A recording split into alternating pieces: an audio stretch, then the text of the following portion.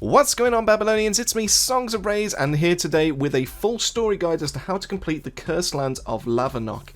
Now, LAVERNOCK is going to be the first main story of the mission that you do have access to in Sker's ritual, and it's all about being able to take down Abraham, who is the main boss that does periodically show up, able to follow you around, and just is a general nuisance when it comes to this mission. Now, if you haven't heard of Sker ritual before, basically think along the lines of if Bioshock and Call of Duty Zombies had like a weird kind of love child, and that's basically along the lines of what we're actually dealing with here. It's kind of more, instead of it being zombies, it seems to be more kind of like villagers and maybe some kind of infected, and they're carrying like flaming torches and, you know, other things like that, and you get to fight some really big boss kind of like nasty people that have some very special abilities, and some of them will really mess you up if you're not careful.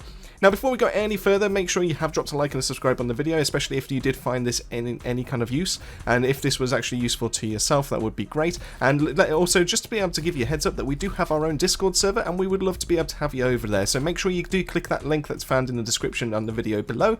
And without further ado, let's get right into the first step of the guide. Alright, so when you first start out, you start in a room called the Old Chapel. Now, the Old Chapel is basically a very small kind of room. It does have a bit of a decent amount to be able to walk around, but it's worth familiarising yourself with this environment, because this is where you're going to be spending the first couple of rounds, or at least I would recommend that you do.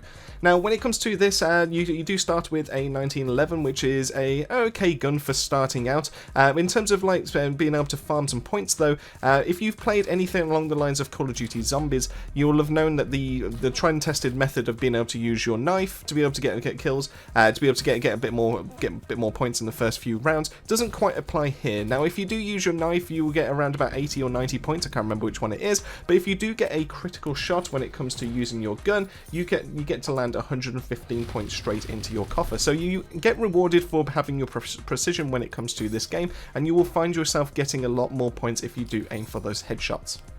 Now, it's worth messing around in here. Now, you do have access to a weapon vendor, and I primarily, normally, most of the time, I would tell you to steer clear of that. It's normally better to be able to go for the Lucky Dog, to be able to get yourself a nice weapon out of there. Now, the Lucky Dog costs 900 points, so you will need to be able to farm yourself up a little bit to be able to get there, but just know that that first roll that you do get, pretty much everything that's in that box is going to be better than the 1911 that you're going to be getting, and the best part about this Lucky Dog is the fact that it does come with a small chance of being able to have what I would call pack-a-punch guns from Call of Duty Zombies, but basically upgraded versions of themselves, so they do come with increasing levels, so you can get some really nice weapons, some really hard-hitting guns straight out of that box, so everything's going to be better than buying from the weapons stall. Now, we do have one very important thing here that's it's definitely worthwhile, especially in the mid to late game, and that's going to be our first perk machine, which is going to be Swift Death. Now, Swift Death allows you to be able to increase your rate of fire by around about 30%, and that 30% is going to be massive, and it does affect other single shot guns, so it allows you to be able to fire shotguns faster, it allows you to be able to fire your bolt action rifles faster, it allows you to be able to fire your SMGs faster. Everything just gets so much quicker with this perk, and it's 100% worth the pickup. Even more so if you can get one of those half price drops to be able to land for yourself as well, so you can get it even cheaper as well. So anyway, after you've managed to get yourself a little bit of an arsenal going, after you've got yourself a little bit of a pool in terms of like a bank when it comes to points, you definitely want to be looking to be able to get out of this area. Now, for the first door, you will be needing to pay 500 points to be able to get out, and once you do pay this, you'll be going out into the chapel grounds. Now, the chapel grounds, there's not really much here to be able to do. It's more of like a staging area to be able to move yourself into the next area, to be able to actually go into starting to do the first main point of the story, which is going to be Sabotage, where you destroy the power generators in LAVERNOCK Point. Now, the path does split into two ways, but you can go either way of here, because as soon as you bought the one door, it will then be able to put you into the next area. So these will cost 750 points, and as soon as you've managed to get those, you'll then be in the main staging area. Now, you want to be able to shoot all 4 generators, and I'm going to show you all 4 locations on the screen right now. And just to be able to summarize, 2 can be found in the main area,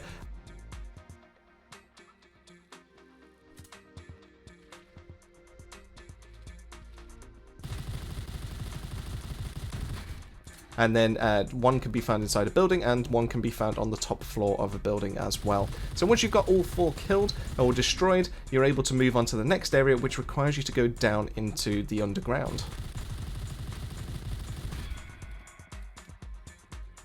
Now, to be able to do this, you need to be able to go to the other side of the town, and you need to be able to buy this door that's there for 1,500 points, which you should have amassed easily enough if you were landing all those critical shots. And as soon as you manage to go through here, you then come through to what looks to be a crypt. And the crypt door itself will cost another 1,250 points, so make sure you do have enough kicking around, and make sure you do have enough in your bank to be able to open the next few doors as well, because you will need a few more opening. So follow the path all the way around through the whole of the morgue, because there's nothing of interest in here just at this moment in time, but you want to be able to go through and get yourself into the main chamber. So by buying the next door for 1,500 points, you come into the main chamber, and this is going to be your kind of like main staging area to be able to drop all the next items that you will be collecting. What these items will be cylinders, which we are looking for the Siren, the Medusa, the Cerberus, and the Hero Cylinder. Now, all of these are going to be at their own separate locations around the map, and we will all need to be able to do some nice little challenge kind of stuff to be able to, all separate objectives, to be able to get access to those cylinders, and then we'll be able to return and be able to place those in here. Now, also in this room, we do have access to Stallion Juice, which is able to increase our movement speed, which is a decent enough perk, but it's not normally one of the main priorities. And we do also have access to the Supercharger, which is once again going to be like that Pack-a-Punch machine. So when you're able to increase the rarity or increase the tier of your gun to be able to do even more damage. Now, it's definitely worthwhile being able to get in here, but most of the time I would recommend you only you spend so many points in here when you do have the half price drop to be able to make this much cheaper. And the reason why is because going from tier 1 to tier 2 is going to cost you 15,000 points, and that is a lot of points to be able to drop on just one single upgrade of a gun. And I would only highly recommend that you only do this for the shotguns, but we'll be doing a separate gun about or a separate guide about the shotguns as like the best weapons to be able to take into this to be able to make your life so much easier. But just know that this is going to be the main staging area, and we do also have another weapon mechanic there as well to be able to buy any kind of weapon that you do want to be able to use and then put straight into that supercharger. Okay, so what we're going to do is we're going to be looking at being able to get the Hero Cylinder first, because this is the closest to where you were. And what you need to do is be able to go back into the morgue, and you need to be able to kickstart a furnace. Now, to be able to do this, we need to be able to run over to where the indicator is. Go over there, press our interact button, which in my case would be F, and press that, and it starts slowly opening it. Now, it will only open the furnace as long as I'm stood inside this small circle, which kind of works out as like a semicircle, but as long as I'm stood inside there, it will slowly start raising, and then eventually it will tell me when it's fully raised, and we'll move on to the next step. So that's the first step done, nice and simple. Now, when it comes to the second step, though, we need to be able to ignite the furnace using blaze slingers. Now, blaze slingers are one special type of elite when it comes to this game, so you need to be able to use their energy blasts or their fire blasts that they are going to be throwing out at you to be able to do damage, to be able to ignite the furnace. Now, these are very easy to be able to get working, but you do need to be able to time your dodges, but there is a simple trick that I can do this 100% of the time, and I don't have to worry about getting hit whatsoever. So what we'll do is we'll go to the clip where they're actually coming, and what they do is when they start casting, they lift their arms up around about shoulder height, and then as soon as they go to be able to push forward, you just need to be able to sidestep out the way. Now, make sure you do have your back to the furnace, because this way this makes sure that the attack will hit the furnace, and all you need to be able to do is just use your sidestep keys, so your left and your right, whichever you prefer, and then get yourself back into the same position you were, and then just keep repeating. Now, you can easily dodge these at close range as well, so you don't need to worry too much about being hit,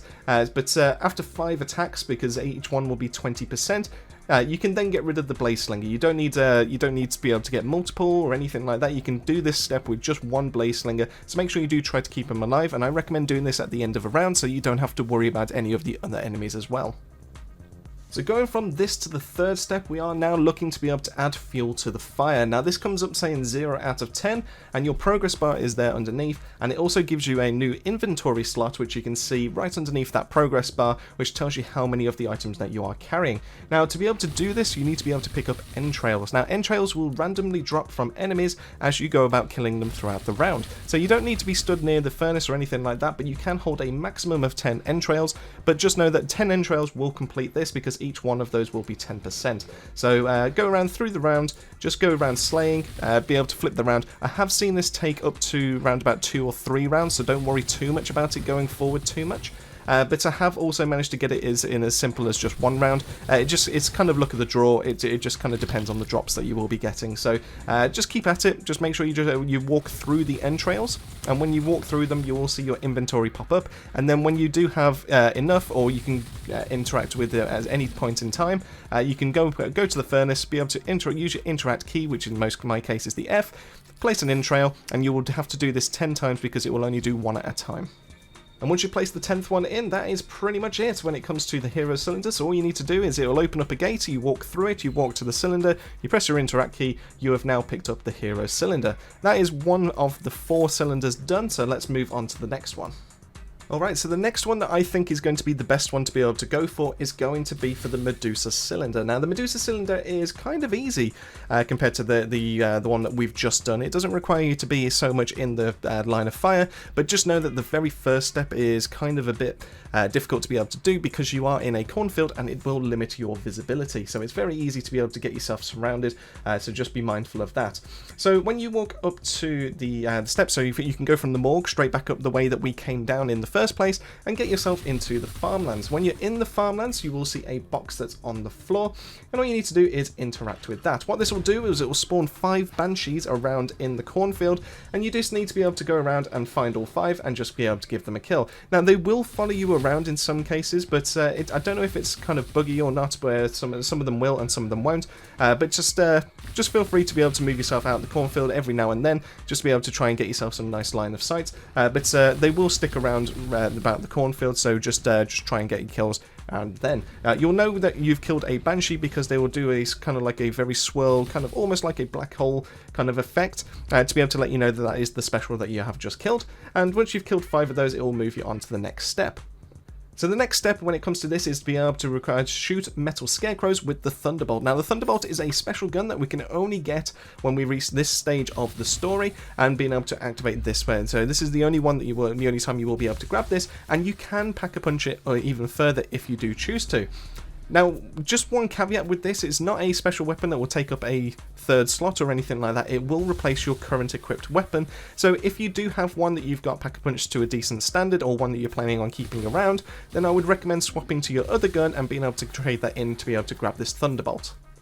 Now, with the Thunderbolt equipped, it is a 10-round gun with 100 in spare. It doesn't do a massive amount of damage, one because it is only a tier 0 gun, so it will require you to be able to pack-punch it even further up to be able to do more damage, which it will be able to do, but I don't really recommend being able to do that. It doesn't have anything really special, and it's still kind of inferior to other guns when it does come to that, so I'd primarily just keep it around for this objective.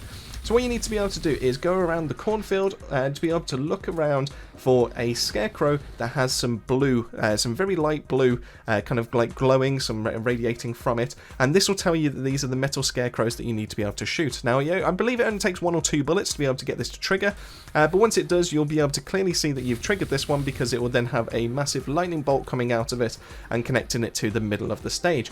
Go around the stage, you will find one pretty much almost in one of every single corner, so as soon as you find the one, just move yourself around to the left or right, and around about 90-ish degrees perpendicular to where it was from the center, you can then find another one and be able to shoot it from there. I will show you all the footage so you can try and find them. They don't seem to move as far as I can tell, so it's not randomized or anything like that with the other Scarecrows, so feel free to use the footage to be able to find the ones that you can't find. Now, if you do run out of ammunition, what you can do is go back to the middle of the stage, just in case you do run out of ammunition, because there is 110 rounds and you should only take 1 or 2 shots each. But in the middle, there is a box, and you are able to grab ammo for this. I believe it's around about 250, so it's relatively cheap, but you can go pick that up just in case, because you do need this gun to be able to complete these steps as well as the next step. So once you've got all 4 done, it will then move on to destroying the electric cages with the Thunderbolt. Now, what you need to be able to do is go downstairs, and where there's the little hut that's right next to the farmlands, it will have a door or some stairs that lead downwards. You want to be able to go down there into the electric room, and you'll see hanging from the ceiling 4 conduits. And with these 4 conduits, you want to be able to shoot them every single time with the Thunderbolt. I believe that's the only thing that will take damage. It will take more than 1 mag slightly more than 1 mag every single one, so you will need to be able to reload. So make sure you do this in a relatively quiet period to be able to make sure that you're not being interfered with. Once all 4 are down, it will then tell you to be able to go into the control room, which is just to the side of it, and all you need to do is stand in the circle, similar to like what we did with the furnace, to be able to open it up, and you'll see your progress bar slightly tick up every single time. Once this is all full, this will then release the cylinder, which will be halfway up the stairs that we came down initially to be able to get into this room, and then you can pick up the Medusa cylinder. So next we proceed to the Siren cylinder. Now this one was the last one I managed to do when my first run, but I really enjoyed the puzzle elements when it came to this one compared to the others. So to be able to start off the Siren cylinder progress, what you need to do is make yourself to William's family office, and once you're there, you'll be able to pick up an item from his desk. When you do this, this will allow you to be able to go and acquire the old lantern. Now to be able to do this, you need to be able to make your way all the way back to the graveyard and interact with a specific coffin, and this will make a figure pop out with a special purple-ish, kind of glowish lantern, and this will allow you to be able to pick this up. Now don't worry too much about this one. This isn't like the Thunderbird, so if you put this away, you won't drop it. It will stay in your inventory. Because we are PC players, if you press the number 3 as default on your keyboard, it will allow you to be able to bring this old lantern back out. So it's not like you're without kind of any way of any kind of offense or anything like that, so you can deal with enemies right in front of you.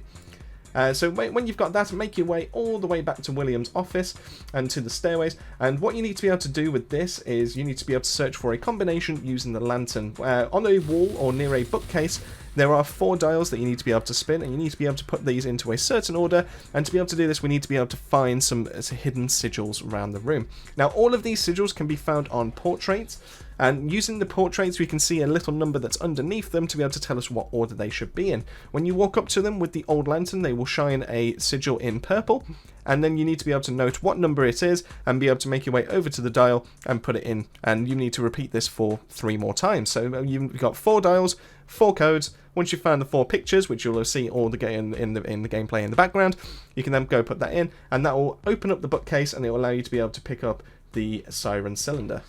Now the Cerberus cylinder is definitely the most time consuming, not because of the first part of it, but definitely because of the last part, because it requires so much when it comes to enemies, when it comes to killing. It definitely requires more than the furnace in terms of being able to get all those entrails. So first and foremost, you need to be able to make your way back to LAVERNOCK Point, which is where we did all the generators, and then head yourself through the hut, and this will take you to the woodlands. Now when you're at the woodlands, right in front of you, you'll see a kind of a devilish statue, and underneath is a cage that holds a little lamb.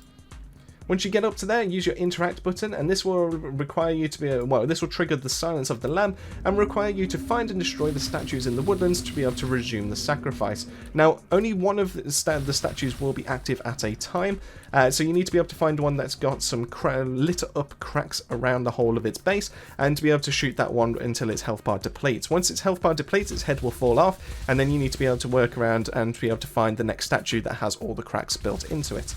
Now once again, this is similar to like how the lightning was, and they're pretty much at north, east, south and west, especially from the center. So if you can recall where you've managed to find some of them from the very center point, and you know that there's definitely not one over in that direction, you can go ahead yourself over there, and that will help you to be able to try and figure out what items or which of the statues you do need to be able to find left.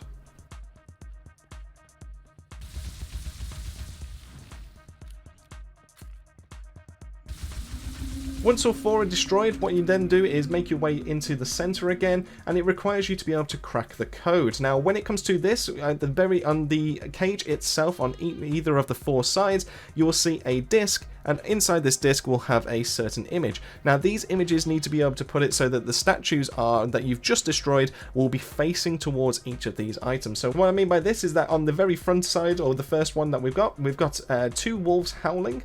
And so that's what I'm going to go for. So I'm going to go for the wolf side. So what we need to do is identify where that wolf sign is at the bottom when it's lit up, and then be able to use our interact button to be able to spin the statue so that it does then face it. So in this case it's just the 1. So as soon as they're interacted, they will then spin round and face it. And what you can do is make your way to the middle, and if the disc is lit up, you know you've got it right. So then you can move on to the other 3 statues. You do not have to do these in a certain order or anything like that. Feel free to be able to go in whatever order you feel you like in this case. And once you've got all 4 of them facing the signs that they should be facing, then you'll move on to the next step.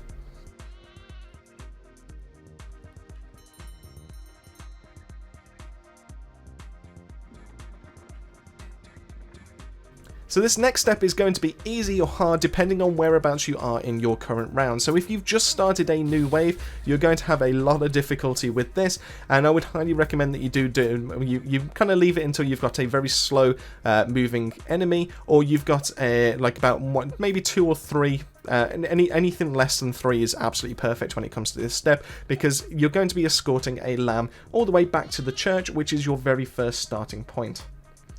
Now, to be able to do this, the lamb will move at a very slow pace and will only move if you're within a very short radius of itself as well. So you basically need to be stood on top of it all the time to be able to get it to move. If you move too far away from it, it will stop, and it will then just kind of wait for you until you come back to it. But the indicator will always be on it, so you know where you need to be able to go if you do run off or you need to come back to it or anything like that.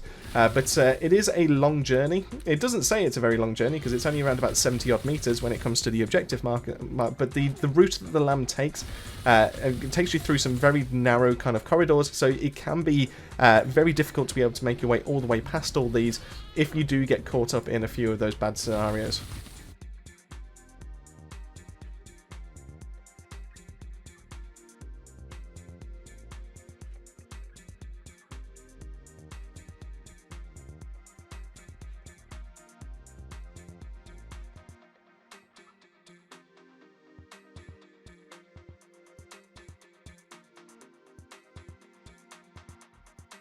But anyways, once you make it into the church, what you need to do is be able to guide the lamb all the way into a cage. Once the cage door shuts all the way fully, it then moves on to the next step, which is killing enemies within the radius of the machine to be able to extract essence. Now, this will take a long time. I believe this is going to be like close to 100 enemies.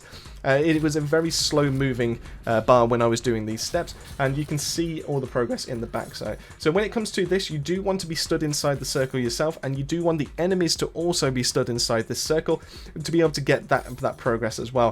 Make sure you use your Molotovs. Your Molotovs will come in handy for this. If you do have a nice miracle that's able to, on your Q button, to be able to make yourself invincible or something along those lines, that is also going to be an absolute godsend. And do remember that you do have a healing potion as well, which is on a cooldown, so you can use that to be able to get yourself back up to full health. But I would recommend that you do have as much health as possible, because this will get chaotic as hell. And once the machine is all full, it will then quickly swap over to picking up the cylinder, and this will allow you to be able to grab the Cerberus cylinder. And once you have this, you should have all 4 of the cylinders to be able to make your way back to that main staging area with the power-up machine for your weapons, as well as the stallion juice, and you can now put all 4 into that center podium. Once you've placed all 4 manually into the machine, what they will then ask you to do is to be able to restore power to the vault door so that you're able to open it. What you'll need to do is be able to go out here into the electric room, and then at the top of the stairs where we have gone left before, we now want to go right, and it will put you into this circular room, and then it will have a red circle that's on the floor with the extractor or the siphoner that you then need to be able to guide around, kill enemies within the radius, and then guide it around. You need to be able to repeat this process 4 steps, and then once you've done it all 4 times, you're then able to move on to the next process.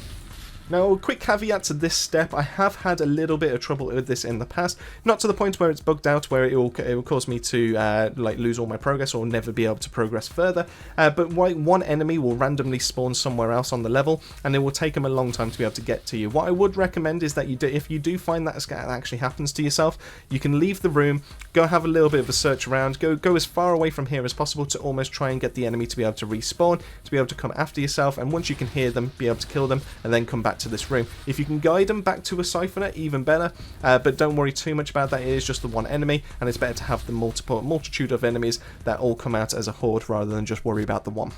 Once you've moved the siphoner to all the locations and you've managed to fill up all the generators there, it will then require you to be able to go back to the vault door, so you need to be able to go back to that main staging room in the main chamber, and you need to stand on that center console. As you stand there, it will slowly open the door, so the longer you remain on there, the faster it will open. And once you've got that all open, it will allow you to be able to go into the next room, which is the broadcast room. Now once you're in here, this is really nice and simple. I found this to be the best with a shotgun, but you can use any gun whatsoever with this. And what it will do is on the 4 columns, the central columns, they will open up and they will expose a power coil. Once you've got those power coils, you're able to shoot them to be able to destroy them. And within a certain amount of time, if you don't manage to do it, it will then shut and it will be able to shield it, and it will open up another one that's of the other 3 that are in the room. So make your way around it. Feel free to take your time if you need to, but if you use a shotgun, you can do this with 3 shots and be able to take one each time really, really quickly. So once you've completed those steps and you've moved on to be able to do the hunter becomes the hunted and being able to defeat Abraham, a couple of doors will open up in the walls, and what you need to be able to do is go in through those stone doors, make your way downstairs, and then you'll get faced with a doorway which seems to have kind of like a foggy haze to be able to let you know that you're going into a boss fight.